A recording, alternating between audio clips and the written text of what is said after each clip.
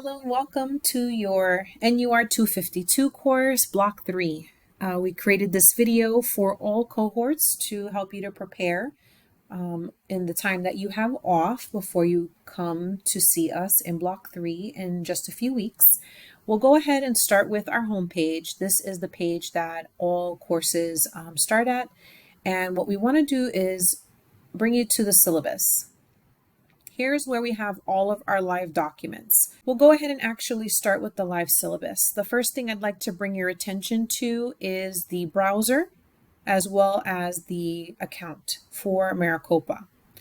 If your personal email is here and this picture does not match your Maricopa email, these documents will not open. So make sure that you have matching photos there. Please make sure that you read this in detail. It contains within it our communication policies and all of the information that you may or may not be able to find in the PC Nursing Student course, as well as clarifications on policies on the handbook. Remember that it's a layered process as far as the rules that we follow for the course. It starts with Phoenix College Student Handbook. Then it goes to Maricopa Nursing Student Handbook, and then to the syllabus. So the syllabus is our contract together. Here is the actual full curriculum that we teach in Block 3, and it has all of the details of how we do that and how we evaluate it. For our advanced placement students, as well as those students who have not practiced skills over the break, who maybe are not in the field, these are all of the skills that were completed in Block 1 and Block 2 so that you can make sure that you review them and that you feel confident in them. If you don't, we highly recommend that you sign up for Open Labs so that you can ensure that you're ready to go for Block 3 skills and activities. Here is the Maricopa Nursing Student Handbook. We will ask you to read that in detail, as well as print out 2 pages, make them a PDF, and upload them, your acknowledgement and agreement to abide by the expectations in the Maricopa Nursing Student Handbook. Here is the student rights and responsibilities for the district, as well as your track grid for student formative evaluations. Please note, if we have to continuously coach people to acknowledge their track packs, we're going to have to document it.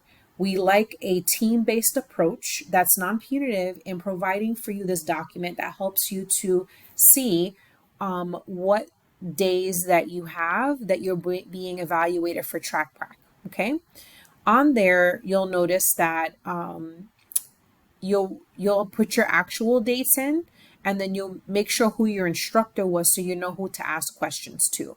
Please print this out. You will find it to be very helpful. The worst thing in the world is getting to the end of the block and not having enough track pracs signed off. We have coached our adjunct faculty and our residential faculty about this because that real-time feedback is critical for you to correct whatever needs to be corrected or develop whatever needs to be developed for the next experience. Our assignments and proctored points breakdown, I will go ahead and attach that shortly. None of the med-surg information will be posted just yet because you're not going to start med-surg for a couple of weeks. So you can look forward to that moving forward. We also do have a tracker for the course. We're going through some final updates with that, so we'll have that posted for you as soon as possible. It does have a video with instructions for how it works and how to use this document.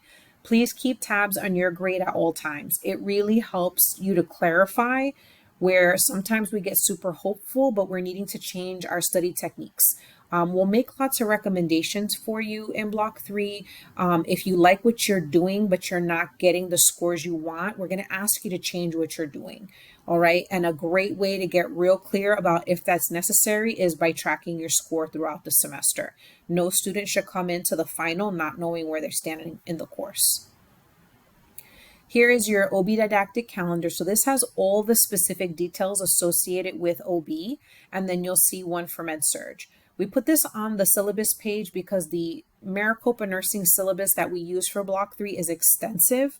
And if we added on our didactic calendars, it would be like a 30 to 40 page document.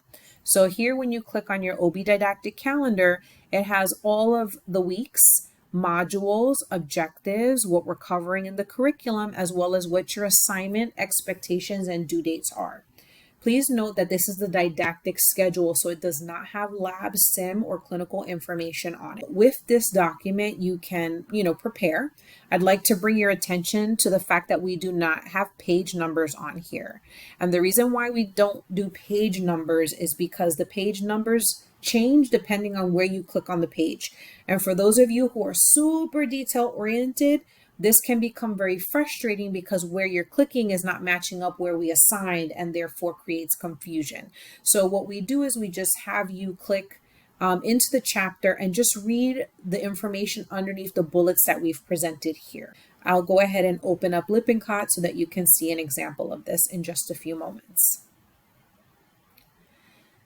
So with this, please note that it's subject to change until we get to orientation. We are doing some little updates and things. We always take feedback from our students on things that went well, things that they needed clarity on, and so that is often found to be helpful. Here is Lippincott, and when you open up the book, here we are at Lippincott, and I want to bring your attention to chapter 4. I'm not asking you to read every single topic here. When we look at our didactic calendar and we see chapter 4 for women's health, it just says abortion. So we would want to go to abortion and just read the information here, okay? Let's give you another example. Let's take it to chapter 12, okay? And I'm just gonna highlight this so that you can see what we're referring to. We'll go back over to chapter 12. And when you click on the chapter there, you're going to see topics, and that matches preconception, follow-up, nursing management of the common discomforts of pregnancy. And then here you see it there. Okay, so you're only reading those sections that we're assigning on here. Okay, I hope this helps. All right, so making sure we're good on the syllabus page. All right, so let's go back to the home page. Your Getting Started module here is going to drive you specifically down the different components that we need you to have information for the course. If you start skipping around all over the place, you'll be asking me for things like your Lippincott codes and things like that, and it's all in your Getting Started module, okay? So you can click here, but it won't open until you open up your Getting Started module. What you'll notice is here are all the pages associated with the Getting Started module. Some of them are bold and some of them are light. What you can notice is that for the bolded ones, they all have check marks next to them.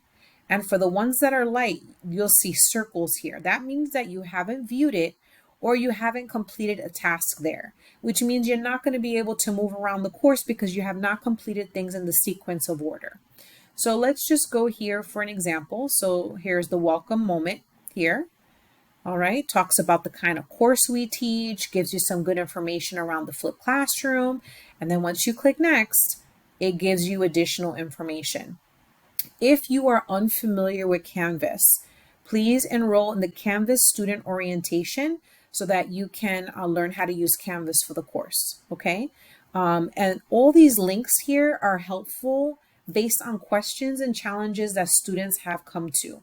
All right, if people hate the flipped classroom, understanding what learning principles are associated with learning online, right? If you need help with Canvas, these are the links that you'll want to click on and the numbers that you can call to get support, okay? So as you can see, these pages help address a lot of the concerns and confusions that students go through. For your Maricopa Nursing Student Handbook, you're being asked to print out 2 pages and to hand sign them in ink, combine them into one PDF, and then upload them here. Once it's uploaded, then it will have completed that little check mark, and then it'll let you move to the next page.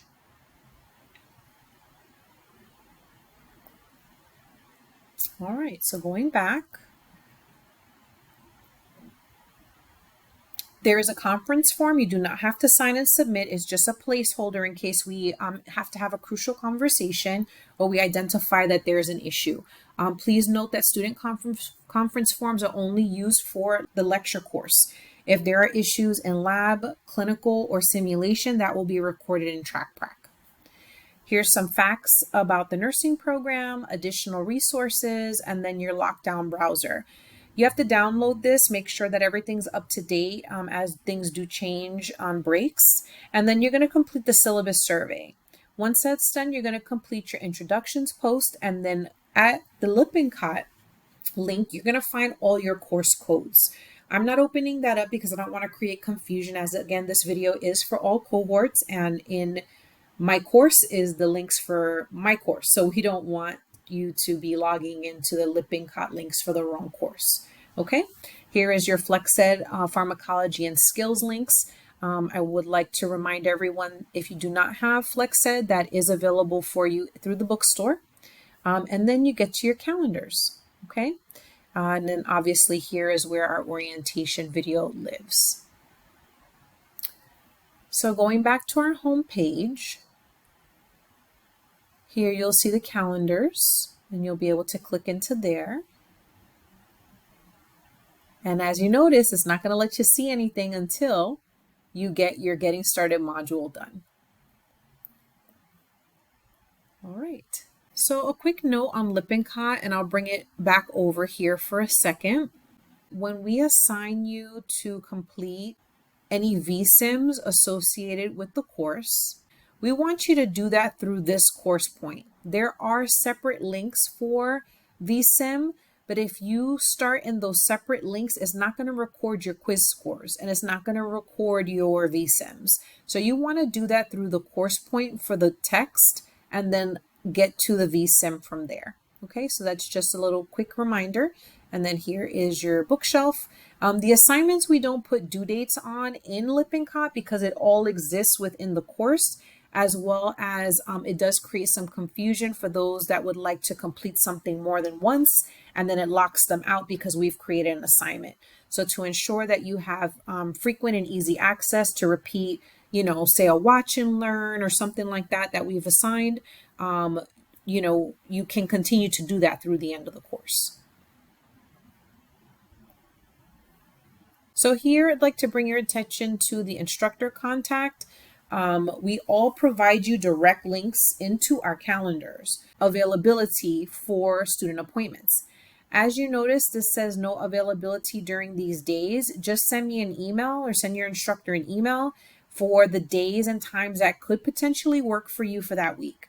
Otherwise, you can just jump to the next available date and then it will show you different boxes that you can sign into. For my specific link, you'll notice that my Zoom link is here as well, and it will be embedded in the appointment. If you need an in-person appointment or you need a virtual appointment, just let me know in the notes. All right, now moving into our lecture modules. Here are some additional course resources. Please make sure that you read the instructions very carefully. So you'll notice here it says click the box next to this title. When you open it, it's going to show a little sad face, okay? That's why you need to click the box next to this title and it will open up for you. Writing Center is a highly underutilized resource. They will actually allow you to submit your papers for feedback, and you have an unlimited number of papers that you can submit. Please follow the instructions and allow the team the appropriate time frame to give you feedback. Okay. And the same goes for the rest of the resources that we have here. APA is required for anything you submit, whether it be for clinical lab sim or class. You must have your references in APA format, and you must reference anyone whose work you are quoting or citing or paraphrasing. There's a link for a sample paper. And then there is an orientation to soft chalk. So soft chalk is the teaching modality that we use to make it more fluid for learners. So it's got a video. You just click on the video link and then you can actually make it bigger. Make sure you watch this before you proceed. Okay? As well. right, moving forward. Your HESI remediation must be completed before you start the semester. If you are an AP student, you are obviously excused from this requirement. If you completed Block 2 at another Maricopa, we would like to ask that you, your Block 1 and Block 2, that you share with us your HESI scores, because this information is very helpful for us in understanding how, a more organized approach to the different deficits that students come forward with. In Block 3, you'll notice it's a big step up. And the reason why it's a big step up is because there's also the expectation of a certain level of autonomy and, being self-driven and organized at this point. So we're asking you to do a lot of things on your own, to read instructions, to follow them to their completion. And part of that is completing your HESI remediation. So you'll notice in your HESI remediation, there were packets for you to complete that were recommended and required. And then there was the case study. So all case studies are required. All packets are required that are listed as such. We still highly encourage you to complete the recommended because they're still helpful based on how you scored on the HESI. The HESI is a very good predictive test, and it is something that we want you to be successful at because it gives us a really good gauge of the knowledge that you've retained throughout the semester. Okay, your Med-Surg HESI remediation should have been completed before you started mental health, and then your mental health remediation was expected to be completed over the break. So we'll be checking in to make sure that that was completed.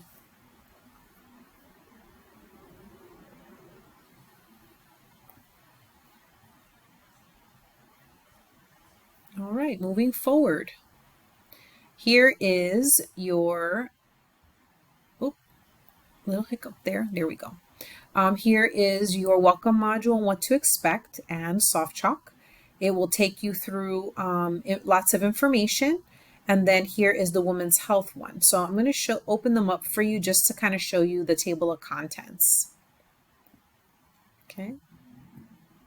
So when you start the lesson, it's going to have all the information that's listed on your OB didactic calendar as well. So it's a mirror so that if you're confused or unsure, you know you're getting what you need to get done by following this as well. It has our learning objectives, required readings and activities, okay, as well as the curriculum content that we're covering for that course. For that lecture. Here is some welcome information on women's health. All right, we know some people are crying about it, but it's okay. We promise we'll be arm in arm with you in the process. Some tips for success, as well as concept maps. What's really great here in this first module is that we lined out exactly what we're connecting between Block 3, Block 2, and Block 1. Okay, so you can see very clearly here what we're leaning on in your previous knowledge. So we're expecting you to come forward with a mastery of this other information based on your previous education or coming in as a advanced placement student. So make sure you take a look at this because this is some of the holes that we find. For example, oxygenation and perfusion that was covered in Block 2 is huge. Huge. Endocrine disorders like type 1, type 2 diabetes from Block 1. All of that stuff becomes really difficult when you're trying to apply it to Block 3. So this is a good place to figure out where the holes are when you're having trouble with OB content. This is also true for Med-Surg. Okay, here's some mindset things. We do cover a lot of very interesting things in culture. But before we get to culture, here are concept maps. Concept maps are the key to nursing school. We'll kind of talk you through that example because some people hate concept maps because they get caught up in colors and it takes them hours. But we've got some pretty, quick, effective ways to utilize the concept maps. Okay. So going back to our table of contents, you'll see the references. As we move into women's health and for every module thereafter, you're going to see that there's going to be some quizzes and practice information in there for a certificate. So I'm going to go ahead and go that way for you to see it. So here you'll notice we've got the same model for every single one. Here is a review. Okay, so practice quiz. And then it gives you instructions for your completion certificate. Okay, you do need to complete this certificate and get a score of 76 or better, or it will not allow you to move on to the next module. Okay, so I've completed this already. And then here, as you scroll down, you can add in your name and it will tell me what day you completed it, how many points were possible, what you tried to get, what you got correct, and what your score was, and it shows me how much time you spent. Okay, so scrolling quick here is not helpful because you're not learning that way. If you right click on it, you can save image as, and then you can upload this because that will be the next step. The next step will be to upload your completion certificate. Okay, please note that this serves as your pre-lecture quiz, and it helps us to understand what you got and what you didn't get in your preparation for class. So you get 1 proctored point for every completion certificate you upload, but you will see that the quizzes in soft chalk will show like 10 points, okay? But we can't give 10 points for a pre-lecture quiz because we're trying to assess what we need to do for you in class to make sure that we cover any gaps in the information as you were preparing. So just make a note of that, but you will be required to upload those completion certificates. All right, and then as you continue in module 1, then you'll notice there's a a discussion question, followed by a Q&A where you can put all your questions in there before we get to class and even after class in case you have a question that pops up in your mind and you want to get it out so we can get you an answer. Module 2 will be opening up shortly. So hopefully you have found this information helpful. Again, this is intended to just kind of, smooth out some of the transition pieces between blocks and help you get ready. So we look forward to seeing you at orientation in just a few weeks. Have a great day.